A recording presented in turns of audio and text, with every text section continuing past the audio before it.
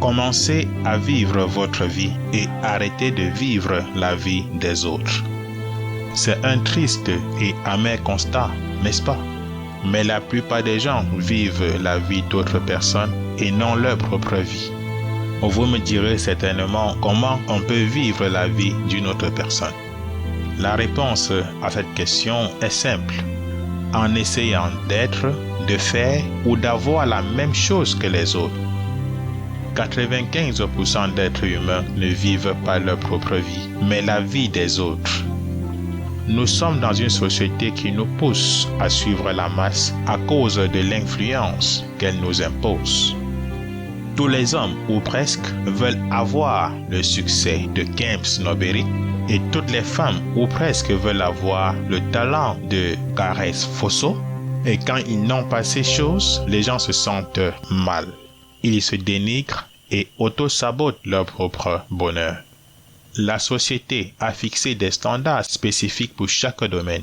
Et lorsqu'une personne ne remplit pas l'un de ces standards, elle se croit anormale.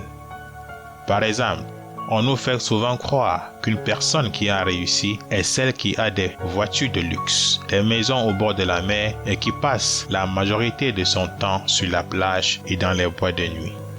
Et pourtant, la vie réelle est loin de ces images et même de ce que la plupart des êtres humains pensent. Le problème, c'est que lorsque vous cherchez à suivre les images qui vous viennent de l'extérieur, vous perdez votre vraie identité. Alors, vous oubliez vraiment qui vous êtes et ce dont vous avez vraiment besoin dans votre vie. La meilleure façon de rater sa vie, c'est de chercher à ressembler à quelqu'un d'autre. Ce que vous devez garder à l'esprit, c'est que vous êtes unique en votre genre. Vos aspirations les plus profondes diffèrent également de celles des autres. Il est donc important d'apprendre à vous connaître si vous voulez donner à votre vie tout le sens qu'elle mérite. La question qui s'ensuit, c'est comment faire pour se connaître? Cette question peut faire l'objet de tout un programme d'accompagnement.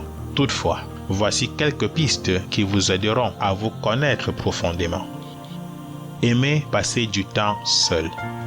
C'est seulement en passant du temps seul dans le silence que vous allez apprendre à écouter votre voix intérieure. Et lorsque vous pourrez entendre votre voix intérieure, vous saurez ce qui est important pour vous, ce que vous voulez vraiment dans votre vie. Méditez beaucoup.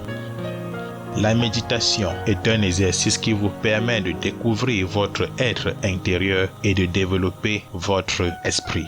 Elle vous permettra de vous rendre plus fort spirituellement et vous serez plus apte à suivre vos intuitions et à vivre votre vie selon vos propres aspirations. Éloignez-vous des influences négatives. Que vous le vouliez ou non, vous êtes influencé par votre monde extérieur. Et si ce monde est négatif ou vous envoie des messages négatifs, vous aurez une attitude négative et autodestructive. Les sources d'influence négatives sont entre autres la télévision, les magazines de mode ou des célébrités et même la mauvaise compagnie. C'est là que l'on s'habitue aux standards de vie erronés que notre société nous force à suivre.